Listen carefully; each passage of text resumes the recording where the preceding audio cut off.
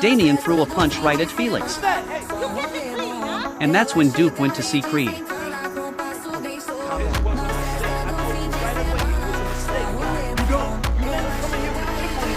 It turned out that a few days earlier, after Creed finished work, he spotted a man leaning against his car. He walked closer and realized it was Damien, his childhood brother. They exchanged a few warm words, and Damien was about to leave.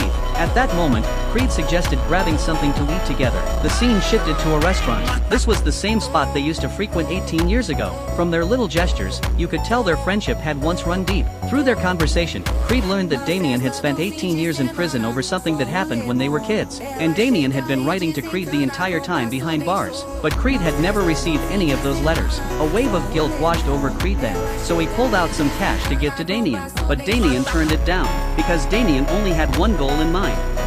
Early the next morning, Damien showed up at the gym. However, Duke immediately voiced his objections to Creed, but Creed overruled everyone. He assigned Damien to be Felix's sparring partner, yet Damien was unwilling to take the role, because his goal had always been to become a champion. But for his brother's sake, he didn't argue, and so he started his days as Felix's sparring partner. That very night, he went to Creed's house, the luxurious home, the well-behaved daughter, the beautiful wife. If he hadn't gone to prison for 18 years because of Creed, this should have been his life. After dinner, he checked out Creed's championship wall, and his resolve only grew stronger. He said to Creed, "Apollo gave a nobody like Rocky a shot. Why can't you give me a chance?" Those words stuck with Creed. During their sparring session the next day, Damien turned unusually aggressive. On top of that, Felix ran his mouth a little to him, so Damien landed some brutal blows on Felix. Creed rushed onto the mat right away. When Creed tried to talk sense into him, Damien said, "I told you what I want, D.